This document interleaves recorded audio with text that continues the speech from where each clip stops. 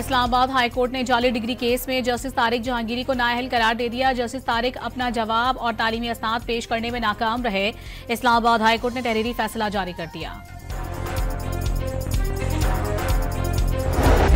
Social media पर अरकान Balochistan assembly के खिलाफ प्रोपेगेंडा मुहिम नाकाबिले बर्दाश्त करार।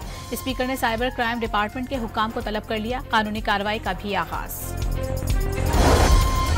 इक्तिसादी राबता कमेटी ने लापता अफराद के 945 मुस्तहिक खानदानों को माली इमदाद देने की मंजूरी दे दी। अरकान पार्लियामेंट के 104 फैमिली स्वीट्स के तामीर का नजरसानी शुदा PC1 भी मंजूर।